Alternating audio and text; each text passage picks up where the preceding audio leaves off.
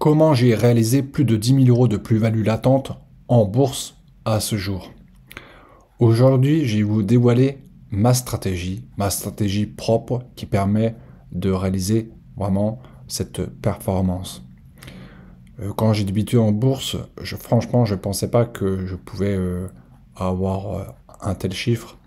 Et j'avais vraiment un esprit un peu négatif de la bourse dans le sens où c'était un peu hasardeux et que ça pouvait être un coup de chance ou des paris impossibles à reproduire. Mais en réalité, ce n'est pas le cas. Non. Mais j'ai dû apprendre et j'ai dû adopter au fur et à mesure une stratégie propre qui me permet d'avoir cette performance. Et c'est une stratégie qui est basée sur la discipline. Elle est simple et surtout basée sur cette qualité et la patience et la protection du capital.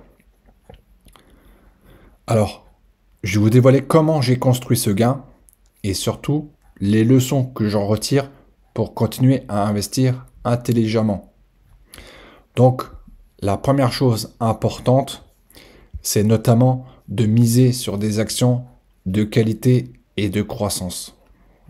Et en fait, c'est vraiment la base d'un portefeuille boursier. Moi, je ne suis pas là, franchement, à regarder des actions voilà, qui peuvent à tout moment performer. Je me focalise surtout à des actions qu'on connaît, voilà, qui sont de qualité et qui m'assurent une croissance constante. Donc, l'objectif de ma philosophie, c'est mieux vaut posséder peu, mais vraiment du solide. Donc, je choisis des entreprises robustes, donc capables de croître année par année.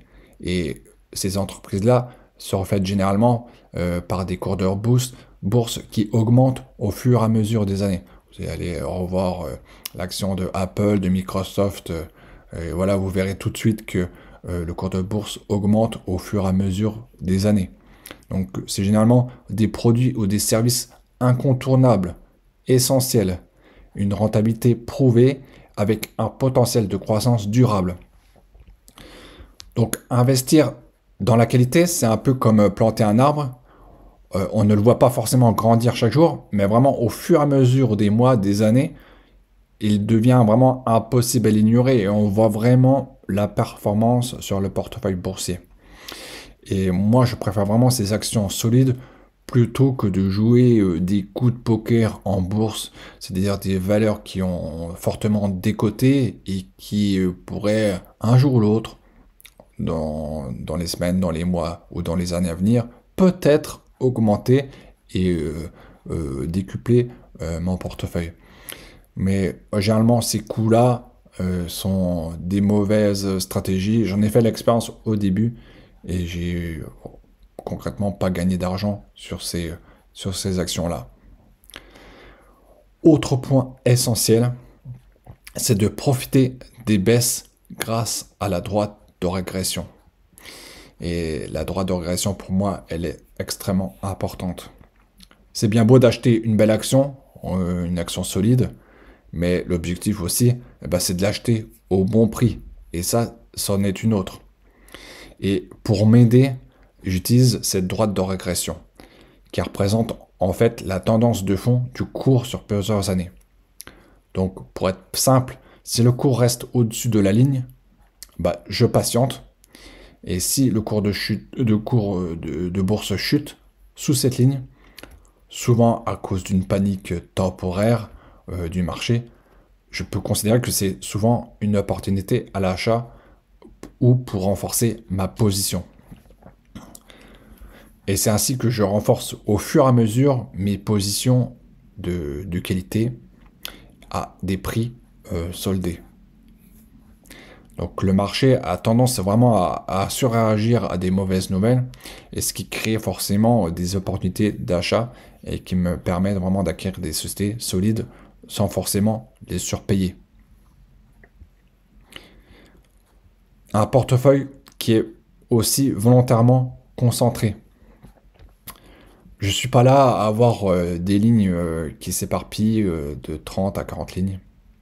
et qui finissent par ne plus suivre leurs entreprises correctement. Je pense que si on veut vraiment maîtriser son portefeuille, il faut vraiment détenir peu d'actions, mais surtout bien les connaître.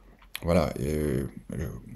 Moi, j'ai à peine une dizaine d'actions et 2 ETF. Donc, c'est pour dire que vraiment mon portefeuille est largement concentré. Et ça me permet aussi de me gérer et de mettre mon DCA sur les actions vraiment que je vois qui baissent mensuellement. Et c'est beaucoup plus simple pour moi de gérer. Donc ainsi, je comprends parfaitement chaque position. Je suis attentif à leurs résultats, à leurs publications, à leurs perspectives. Et je reste serein, même lors des fluctuations de marché. Vraiment, pour moi, la concentration, elle apporte la clarté, la discipline et le contrôle. Et c'est pour moi essentiel afin de prendre les meilleures décisions au bon moment. En quatrième point, il faut avoir une vision long terme, c'est clair. Voilà. L'objectif, c'est de patienter, en sachant que si on investit sur des actions de croissance, elles vont croître au fur et à mesure des années. Donc l'objectif, c'est vraiment d'attendre pour que le portefeuille lui-même, lui aussi, augmente au fur et à mesure. Et beaucoup regardent vraiment le portefeuille chaque jour, voir l'évolution et scrutent franchement toutes les baisses, toutes les hausses. Et ça crée vraiment une forme de panique. Et moi, je garde vraiment un horizon de plusieurs années. Moi, je suis parti sur mes actions sur au moins sur un environ de 20 ans. Voilà. Je n'achète pas forcément pour un rebond de court terme. Généralement, je me concentre sur les croissances durables des entreprises. Et je sais généralement que les actions de qualité font que les marchés les récompensent. Ça, c'est clair. Voilà. Et on est récompensé par ce choix-là, ce choix d'acheter des actions vraiment sur le long terme. Et le fait de faire ça me permet aussi de ne pas paniquer et de mettre à plein vraiment le potentiel de chaque action. Voilà. Donc moi, j'ai un objectif clair qui est assez ambitieux de plus de 10% par an. Voilà. Je cherche pas forcément à doubler mon capital en sélectionnant des actions qui pourraient multiplier le cours, mais vraiment l'objectif c'est d'avoir un portefeuille qui augmente en moyenne 10% par an. Alors, pourquoi ce chiffre? Pour moi, il me semble vraiment réaliste. Il est loin des rêves irréalisables de gains rapides. Il permet de limiter le risque et de rester vraiment discipliné. Et sur le long terme, grâce aux intérêts composés, vraiment, il peut transformer le capital initial modeste en de sommes vraiment très significatives.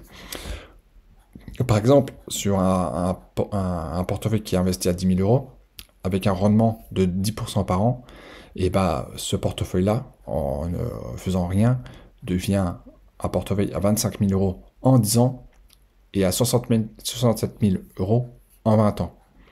Donc cette approche, vraiment, pour moi, elle est vraiment réaliste, régulière, ce qui m'a permis de générer, à l'heure actuelle, les 10 000 euros de plus-value latente. Enfin, le dernier point, c'est une notion vraiment importante, c'est à tout prix de protéger le capital. Investir, c'est bien, mais si on perd son capital dès le départ, c'est vraiment une perte de performance très importante. Et le chemin pour aller vers des sommes un peu plus importantes et un portefeuille boursier beaucoup plus conséquent devient extrêmement plus long. Et c'est vraiment cette notion que répète souvent Warren Buffett, qui est l'un des investisseurs les plus respectés au monde, avec ces deux règles simples. Et ça, il faut bien vraiment le retenir. La règle 1, ne jamais perdre d'argent.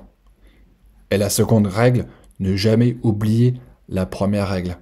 Et ça, peu de gens ont conscience que si on perd dès le départ une forte somme d'argent, ça sera compliqué par la suite de renflouer cette perte et d'accumuler les gains. Pourquoi il insiste autant là-dessus? Parce qu'en bourse, perdre 50% demande ensuite un gain de 100%. Oui, 100%, pour revenir simplement à zéro.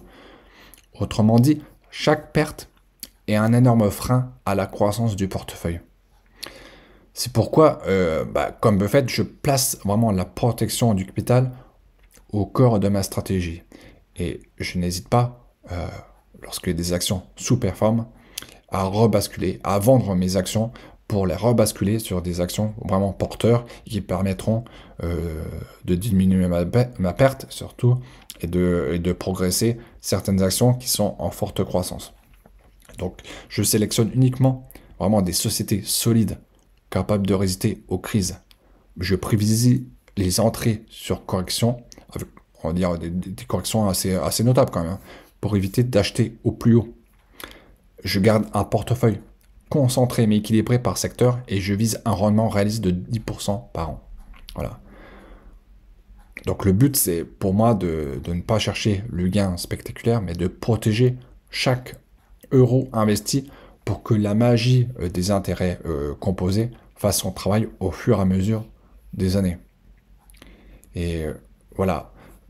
Je voulais vous montrer en fait que ces 6 points sont vraiment fondamentaux pour construire un portefeuille performant. Là, je pense surtout aux novices en bourse qui achètent des actions. Il faut vraiment essayer d'essayer d'avoir du recul en tout ça. Donc, et ça, ce que je vous donne, c'est des conseils. Voilà, j'ai appris au fur et à mesure. Ça fait 4 années que j'apprends au fur et à mesure et j'ai pas fini d'apprendre, mais je pense que ces 6 points, c'est vraiment des piliers fondamentaux pour bien investir en bourse. Donc, je vais vous les répéter, c'est investir sur la qualité et la croissance. Et voilà, ne pas miser sur des valeurs qui ont fortement chuté et réinvestir au fur et à mesure sur ces valeurs qui repèrent de nouveau de l'argent. Et à un moment donné, ça n'en finit plus et après, on abandonne et on accuse la perte. Et généralement, on perd vraiment un temps précieux, des sommes importantes. Et pour performer en bourse, vraiment, c'est pas la stratégie idéale. Et autre point, c'est vraiment profiter des baisses avec la droite de régression. C'est vraiment un outil que j'ai mis au point et vraiment, grâce à cet outil, ça m'a permis vraiment de capter vraiment les points d'entrée pour acheter des actions. Avant, je n'avais pas cette droite de régression et j'achetais vraiment comme ça à l'aveuglette. Et c'est vrai qu'avec cette droite de régression, ça me permet déjà d'une part d'acheter des valeurs à croissance, mais aussi de bénéficier des quelques pourcentages en plus lors de baisse de ces actions. Voilà. Et c'est pas négligeable au fur et à mesure des mois et des années. Voilà. Et autre point, c'est de garder un portefeuille concentré, vraiment limité, qu'on maîtrise, voilà, et qui permet vraiment de performer par la suite. Et le tout, avoir une vision vraiment long terme. Un portefeuille boursier, c'est pas fait pour le garder 1 ou 2 ans. Voilà, c'est clair et net. Voilà, l'objectif de ce portefeuille. Moi, j'ai un objectif clair, quoi. C'est au moins au minima d'avoir un portefeuille de 300 000 euros. Donc moi, mon objectif, c'est vraiment de garder ce portefeuille et de le faire fructifier. Voilà. Et je me limite pas à des gains rapides.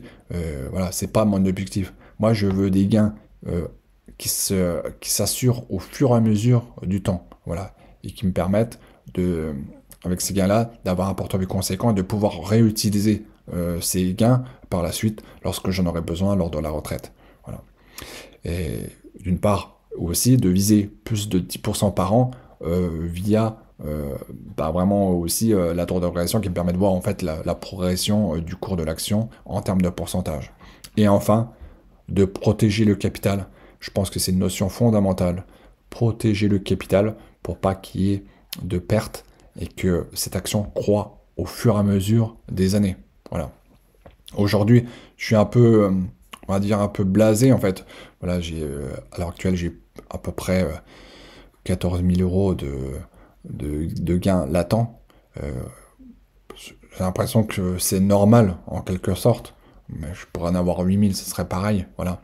Mais là, c'est vrai que le fait de construire un portefeuille boursier, c'est ça qui m'a permis de me dire au final, la bourse, c'est quand même une notion importante. Moi, j'ai plusieurs biens immobiliers. Je vois les aspects positifs, mais surtout négatifs à l'heure actuelle. C'est difficile d'être propriétaire. C'est difficile de gérer des biens. Et je trouve que la bourse, c'est vraiment très utile, facile, mais il faut respecter des fondamentaux. Et voilà. Et donc, en combinant les 6 principes proposés, voilà, et ben, on permet de construire vraiment son patrimoine. Voilà. Donc, si vous avez des questions ou des points que je n'ai pas mentionnés et qui pourraient améliorer vraiment la performance d'un portefeuille, bah, n'hésitez pas à me le faire savoir en commentaire. Et voilà, n'hésitez pas à liker, à vous abonner et à partager cette vidéo. Sachez en tout cas que la bourse, c'est vraiment une notion importante, en sachant qu'aujourd'hui, il sera peut-être difficile d'obtenir une retraite. Donc, considérez que la bourse, ça permet aussi de constituer une retraite un peu plus facile et, euh, et tout en gérant soi-même son argent.